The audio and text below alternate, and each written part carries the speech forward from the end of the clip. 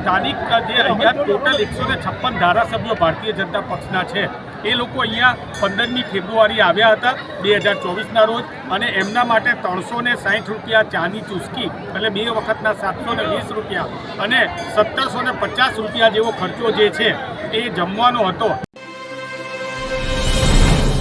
અંબાજી માતાનું મંદિર એ લાખો કરોડો ભક્તોની આસ્થા સમાન છે અને અહીંયા ભક્તો પોતે પોતાના યથાશક્તિ દાન આપે છે જેથી કરીને મંદિરનો વિકાસ થઈ શકે। પરંતુ જે પ્રમાણે વાત બહાર આવી છે અને એ પણ કોંગ્રેસના દ્વારા જ વાત બહાર લાવવામાં આવી છે કે સ્થાનિક જે અહીંયા ટોટલ 156 ધારાસભ્યો ભારતીય જનતા પક્ષના છે એ લોકો અહીંયા 15મી ફેબ્રુઆરી આવ્યા હતા 2024ના રોજ અને એમના માટે 360 રૂપિયા ચાની ચૂસકી એટલે 2 વખતના 720 રૂપિયા અને 1750 રૂપિયા જેવો ખર્ચો જે છે એ જમવાનો હતો। એમ કરીને ટોટલ 12 લાખનું બિલ જે છે હકીકતમાં કલેક્ટર બનાસકાંઠાએ ચૂકવવાનું હોય, પરંતુ કલેક્ટર બનાસકાંઠા એ દેવસ્થાન ટ્રસ્ટના ચેરમેન હોવાથી તેમણે આ બિલ દેવસ્થાન ટ્રસ્ટને ચૂકવવા સૂચન કર્યું અને દેવસ્થાન ટ્રસ્ટના વહીવટદારે હમણાં સ્વીકાર્યું પણ કેફિયત પણ આપી છે કે હા અમે આ બિલ ચૂકવેલું છે।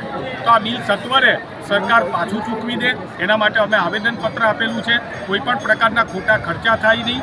ખાસ કરીને ટ્રસ્ટના નિયમની અંદર બંધારણમાં લખેલું છે કે આપણે દર વર્ષે ઓડિટ કરાવવું જોઈએ ને ઓડિટનો રિપોર્ટ છે જનતા સમક્ષ મૂકવો જોઈએ।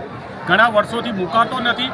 ટ્રસ્ટીઓ તરીકે સ્થાનિક ધારાસભ્ય, તાલુકા પંચાયતના પ્રમુખ, સ્થાનિક લોકસભાના સદસ્ય અને બાકીના અન્ય લોકો પણ હોવા જોઈએ, પરંતુ ટ્રસ્ટીઓની અંદર માત્ર અધિકારીઓ જ છે, બીજું કોઈ છે નહીં। એટલે ભક્તોની આસ્થા જોડે ચેડા થઈ રહ્યા છે।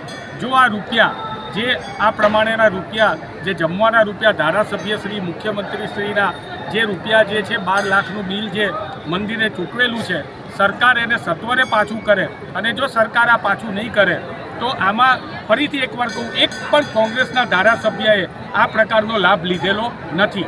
માટે જે ધારાસભ્યોએ આ પ્રકારનો લાભ લીધેલો છે મંદિરના દાનનો, એમના વિસ્તારમાં જઈને કોંગ્રેસ પક્ષના કાર્યકર્તાઓ અંબાજી દેવસ્થાન ટ્રસ્ટનો QR કોડ લઈને ઘેર ઘેર ફરશે અને એમને કહેશે કે આ ધારાસભ્યશ્રીઓએ આ પ્રકારના જમાણવારના પૈસા એ મંદિરે ચૂકવેલા છે, તો આ પૈસા સ્થાનિક જનતા પાસેથી અમે લઈને એ પૈસા મંદિરને સુપ્રત થાય એવી વ્યવસ્થા કરીશું। અને ખાસ અમે અત્યારે વિધાનસભાની અંદર સડકથી લઈને અત્યારે જોયું તો 500થી 1000 જેટલા કાર્યકર્તાઓ પણ અમારી જોડે છે, સ્થાનિક ભક્તો પણ છે અને ભવિષ્યની અંદર સડકમાં, વિધાનસભામાં અને સંસદમાં જો દેવસ્થાન ટ્રસ્ટની ગેરનીતિઓ બહાર આવશે તો અમે એના માટે આ મુદ્દો સંસદ સુધી લઈ જતા અચકાઈશું।